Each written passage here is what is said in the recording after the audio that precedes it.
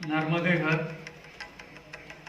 नर्मदा परिक्रमा करत असताना काही परिक्रमा ज्यांना करायची आहे त्यांनी काही कमेंट्समध्ये काही टाकलेले प्रश्न आहेत की त्यांच्या प्रश्नाची उत्तरं मला द्यायची आहेत. म्हणजे परिक्रमा कशा पद्धतीने केली पाहिजे काय नाही यासाठी माझ्याकडे नर्मदा परिक्रमासाठी ज्यांनी काही प्रश्न विचारले आणि कमेंट्समध्ये काही प्रश्न विचारले त्या प्रश्नांची उत्तरे मी यायला पण थोडक्यामध्ये देईन.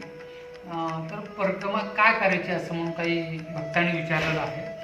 तर तुम्ही नर्मदा परिक्रमा करण्याचा निर्णय काय घेतला असं त्यांनी प्रश्न विचारला मला. त्या प्रश्नाचं उत्तर आहे की माझ्या मनात शांतता हवी होती आणि देवाची अनुभूती घ्यायची होती म्हणून ही परिक्रमा करण्याचा निर्णय घेतला.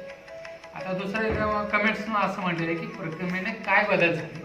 मी सांगतो, परिक्रमेने मन स्थिर झालं, राग चिडचिडपणा कमी झाला. दुसरा कमेंट्स आहे परिक्रमा कठीण आहे का.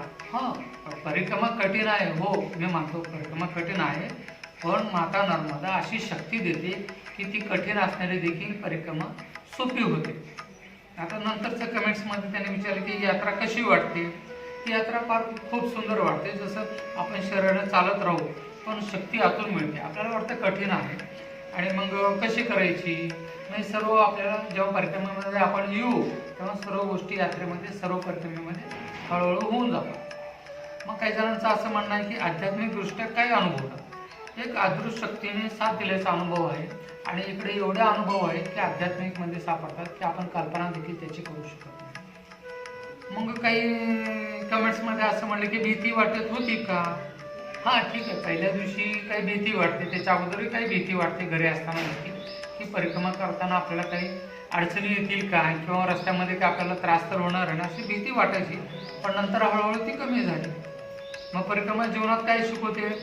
परिक्रमा जीवनामध्ये आपल्याला हे शिकवते की साधेपणा, कृतज्ञता आणि संयम या सर्व गोष्टी आपल्याला परिक्रमेमध्ये सापडतात. मग नंतर आहे मग आपण तयारी कशी करायची. मग काही जणांचं असं म्हणणं असतं की तयारीला किती दिवस लागतात. साधारण 10-15 दिवस लागतात आपल्याला तयारीला. म्हणजे आपण ठरवतो की बाबा मला तर परिक्रमा करायची आहे, परिक्रमा होईल किंवा नाही, मी पुढे कसं करू, मला अडचणी येतील किंवा नाही, हे सर्व आपल्याला शिकण्यासाठी आपल्याला 10-15 दिवस तर लागतात. मग काही जण विचारतात की बाबा परिक्रमा एकट्याने केली का, हो किंवा नाही असा प्रश्न येतात काही जणांचे. परंतु एकट्यानेही आपण करू शकतो आणि अनेक जण एकटेही करतात. एकटे केलेलं फार चांगलं आहे, गटानेही केलं तर चांगलं आहे. पहिल्या रात्रीची झोप कशी होती असं काही जणांचे विचार आहे. पहिल्या रात्रीची झोप म्हणजे पहिल्या दिवशी आपण चाललेलं असतं की 10-15 किलोमीटर सुरुवातीला आपण तर जास्त नाही चालणार, पण थकवा जास्त येतो, पण शांत मात्र झोप लागते आपल्याला. थकवा किती काही येत नाही पण शांत झोप लागते. ही पहिली रात्र असते परिक्रमेमधली. पहिल्या दिवशी काय शिकवलं किंवा काय शिकायला मिळालं असं काही जणांनी विचारलेलं आहे. तर पहिल्या दिवशीचा मी अनुभव सांगतो की आपण कुठेही पहिल्या दिवशी घाई करायचं नाही, शांत फक्त साधना करत चालायचं आहे, कारण आपला तो पहिला दिवस आहे. आणि काही जणांचं म्हणणं असं आहे की बाबा कोणत्या ऋतूत सुरुवात केली पाहिजे. तर मी सांगतो की बाबा उन्हाळ्यामध्ये म्हणजे फार ऊन लागतं आणि पावसाळ्यामध्ये तर पाऊस असतं, कारण चातुर्मासमध्ये तर परिक्रमा कोणी करत नाही. आणि सर्वात उत्तम ऋतूत म्हटलं तर आपण थंडीमध्ये परिक्रमा करावी. आता मग आपल्याला काही जणांचं म्हणणं आहे की बाबा दिवसभराचा तुमचा अनुभव कसा आहे. मग पाण्याची समस्या येते का. बहुतेक ठिकाणी पाण्याची समस्या येत नाही, कारण छोटे छोटे आपल्याला गाव लागतात. त्या गावामध्ये आपल्याला पाण्याची सोय होते. अन्न कसं मिळतं असं म्हणून काही जण परिक्रमावरती विचारतात. आश्रमात गावात भक्ताकडून अन्नाची सुद्धा सेवा होते. ऊन कसं सहन होतं, वेळेत सावली शोधायची आणि त्या सावलीला थांबायचं. ऊन आले की थोडं चालायचं, पण सावलीला थांबायचं. अशा पद्धतीनं तुम्ही परिक्रमा करताय. मग नदीकाठी बसल्यावर काय वाटतं असं काही जणांचं मन आहे किंवा काही प्रश्न आहे. मन शून्य होतं आणि आपल्याला शांतता देखील सुंदर मिळते आणि परिक्रमेतल्या नदीकाठी बसल्यावर अनुभव आपल्याला.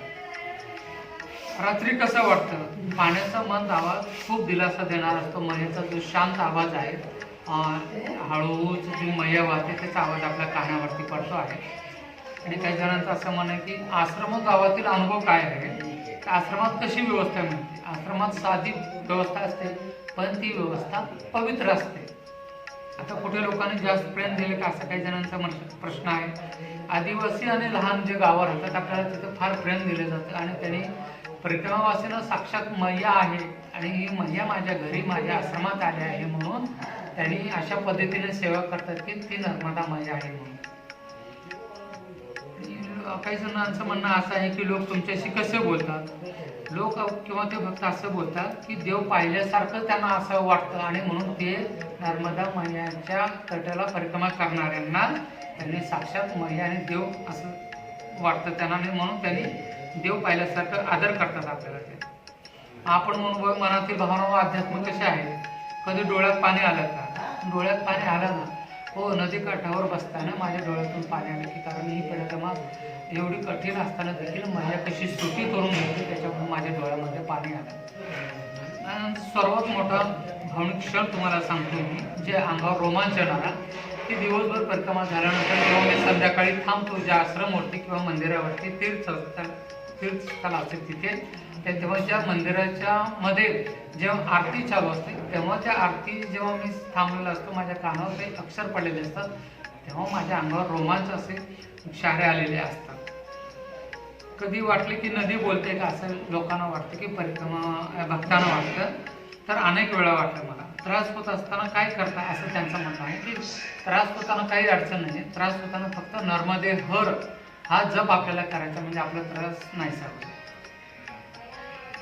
मग काही जणांचं असं म्हणे की बाबा अडचणी आणि त्यावर उपाय सांगा. मी सांगतो ना, अडचणी येतात नाही असं नाही, पण त्यावर देखील उपाय आहेत. पायाचे बोडके छाले येतात का, बरोबर आहे. हा प्रश्न सर्वात सुंदर आहे. आपण चालत असताना सुरुवातीला एक ताकद आणि ऊर्जा आल्यासारखं वाटतं मग आपण काय करतो, जिथं आपल्याला 15-20 किलोमीटर चालायचं आहे आपण तिथं 20-25 किलोमीटर चालतो आणि त्याच्यामुळे आपल्या पायाला छोटे छोटे फोड येतात. पण हरकत नाही हो, पण हळूहळू चालत गेलं की ते देखील छोटे फोड किंवा छाले जे ते ठीक होतात.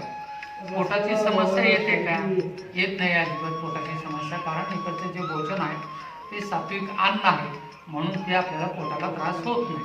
आता काही जणांचं म्हणणं आहे की पावसात कसं चालतात, पाऊस बी जर पडला समजा तर आपण हळूहळू चालायचं आहे, काळजीपूर्वक चालायचं आहे. आपण स्वतःहून त्रास सहन करून किंवा त्रास करून घेऊन आपण चालायचं नाही आणि आपणच म्हणायचं की बाबा मैयामुळे असं झालं. तसं नाही, मैया तुम्हाला म्हणत नाही. जेव्हा तुम्हाला अडचण असेल तेव्हा तुम्ही हळूहळू चाला आणि पुढे आहे. मग रस्ता चुकला तर काय होतं, हां तुम्हाला एक महत्त्वाचा मुद्दा सांगतो की रस्ता बी जर चुकला तुम्ही तर आपण समजा रस्त्यानं किंवा पगदंडीनं आपण चालत आहात परिक्रमा करत आहात तेव्हा 2-3 रस्ते जर दिसले तर रस्ता आपण चुकू शकतो कारण आपण परिक्रमेला आलेला आहे. तर आपण नर्मदे हर जेव्हा आपण असं म्हणू तेव्हा समोरून शेतातून कोणीतरी भक्त उठेल आणि तो सांगतो की हा मार्गाने जावा किंवा या मार्गाने जा, किंवा कोणीतरी समोरून गाडी घेऊन होतो किंवा अचानक एखादा साधू येतो किंवा एखादी छोटीशी मुलगी येते आणि ते मैयाच्या रूपामध्ये मुलगी म्हणून सांगते की बाबाजी आप यही रास्ते से जाईल, म्हणजे या रस्त्यानं जा म्हणून तिने सांगते. रस्ता चुकला तर देखील घाबरायची काही गरज नाही. आणि काही जणांचं असं म्हणणं की जंगली प्राणी दिसतात का, हो दिसतात, काय आपल्याला क्वचित दिसतात पण आपल्याला ते त्रास काही देत नाही. आणि घाई करायची का, हा मोठा प्रश्न आहे. अजिबात घाई करायचं नाही, म्हणून आपण आपल्या नियमानुसार आपण चालायचं. आणि पैशांची गरज जास्त लागते का असं काही जणांचं म्हणणं आहे, पण पैशांची आवश्यकताच नाही. उलट मैया आली म्हणून, भगवंत आले म्हणून स्वतः भक्त पहिल्यांदा आपल्याला दान देतात. हातामध्ये 10 रुपये, 20 रुपये, 50 रुपये, 100 रुपये ठेवतात आणि आपलं दर्शन घेतात. त्यामुळे इकडे आपल्याला 1 रुपयाची आवश्यकता नाही. आता आपण पुढे जाऊया. परिक्रमेच्या पूर्णतेचा आनंद कसा मिळाला विचारते की शेवटचा दिवस कसा वाटला, परिक्रमा पूर्ण होताना काय जाणवणं किंवा काय सर्वात जास्त आठवेल. सर्वात जास्त काय आठवत जर रास्ता असेल तर इकडल्या लोकांचं प्रेम आठवणार. काय सांगतो तुम्हाला की अशी सेवा देतात की आपण घरी पाहुणे आल्यानंतर जशी सेवा देत नाही पण त्याच्यापेक्षा जास्त आपुलकीनं भावनेनं मैया माझ्या घरी आली म्हणून असं त्यांनी प्रेम देतात ते लोक. काही लोकांनी काय विचारलं असं म्हणलं की कशी केली, त्रास झाला का, किंवा तुम्ही काय उत्तर देता, नर्मदेची कृपा आहे का, परिक्रमा आयुष्यभर लक्षात राहते का. 100% परिक्रमा लक्षात राहते, कारण इकडच्या लोकांचा प्रेम वेगळा आहे.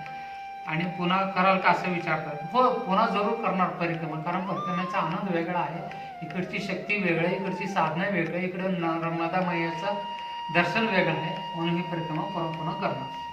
मग इतरांना काय संदेश द्याल असं काही जणांचा प्रश्न आहे. इतरांना काय संदेश द्याल तर श्रद्धा ठेवा आणि चालू द्या. श्रद्धा जर ठेवला तुम्ही तर तुमचं चालणं जे आहे, जेव्हा आपण पहिलं पाऊल उचलता तेव्हा दुसरं पाऊल मैया उचलते आणि ही तुमच्या श्रद्धेचा भाग आहे. आपण इथे एक प्रश्न विचारलेला आहे एक भक्ताने की परिक्रमा का महत्वाची आहे. परिक्रमा यासाठी महत्वाची आहे की आपले जे आत्मा आहे त्या आत्म्याला आपण शुद्ध करण्यासाठी आपण परिक्रमा करायची आहे. मग काही जणांनी असं विचारले की तुम्ही परिक्रमा आयुष्यभर लक्षात राहते का. हो, नक्की आयुष्यभर लक्षात राहते. जेव्हा आपण परिक्रमा करून जेव्हा आपण घरी जाऊ तेव्हा आपल्याला इकडच्या सर्व गोष्टी आपल्याला आठवतात. माझी परिक्रमा पहिली झालेली आहे आणि ही दुसरी परिक्रमा चालू आहे, म्हणून मला पहिल्या परिक्रमेचा अनुभव आहे. आणि त्या पहिल्या परिक्रमेवरतीच मी माझ्या स्पर्धा परीक्षांचे 10-12 पुस्तकं लिहिलेलं आहे. मग 10-12 पुस्तकं लिहिल्यानंतर गेल्या वर्षी माझी जेव्हा पहिली परिक्रमा झाली तेव्हा मला असं वाटलं की बाबा आपण बी महिन्यावरती एखादं पुस्तक लिहावं. आणि म्हणून नर्मदा महिमा भक्त और भावना येईल हे हिंदीमध्ये पुस्तक छापलं आणि लिहिलं. आणि हे पुस्तक घेऊन मी नर्मदा परिक्रमेमध्ये फिरतो. आणि सर्वांना अशी विनंती आहे की आपण लाईक करावं, शेअर करावं, कमेंट्स करावं, फॉलो करावं आणि सबस्क्राईब देखील करावं. आणि सध्या तर हिंदीमध्ये पुस्तक आहे आणि जिथे मी थांबतो तिथे देखील मराठी पुस्तक नर्मदा मायावरती लिहिण्याचं माझं लिखाण चालू आहे. आणि काही जणांचं असं म्हणणं आहे की बाबा इतरांना काय संदेश द्या. मी सर्वांना एक संदेश देऊ इच्छितो की आपण परिक्रमा करा आणि श्रद्धा ठेवा आणि तुम्ही परिक्रमा करत राहा. ही परिक्रमा फार सुंदर आहे. सर्वांना असं इकडे परिक्रमा करायला येणारे देखील साधू संत आहेत, ऋषी मुनी आहेत, गृहस्थ आहेत, नवतरुण मुलं आहेत की ज्यांचं वय निव्वळ 17-18 आहे, काही जणांचं 22-23 आहे. आणि काही गृहस्थीमधून साधू संत आलेले आहेत समजा त्यांचे वय 70-75 वय आहे. ते देखील परिक्रमा करतात. आपण देखील परिक्रमा करावी आणि काही चुकलं असेल तर क्षमा असावी. आणि या नर्मदा परिक्रमेमध्ये ज्या भक्तांनी ज्यांनी मला कमेंट्स केल्या होत्या त्यांनाही या प्रश्नाचं उत्तर मिळालं असेल. आणि सर्वांना अशी विनंती करतो की आणखी आपण कमेंट्समध्ये प्रश्नांची उत्तरं विचारावं. त्या सर्वांची प्रश्नांची उत्तरे मी देईन. मी देखील सध्या आता परिक्रमेमध्ये आहे, एका आश्रमवरती थांबलेला आहे. तुम्हाला ज्या प्रश्नांची उत्तरे पाहिजे असतील ते कमेंट्समध्ये विचारा. नर्मदे हर नर्मदे हर नर्मदे जटाशंकर. ओम नमः पार्वती पते हर हर महादेव. जय नर्मदा मैया की जय.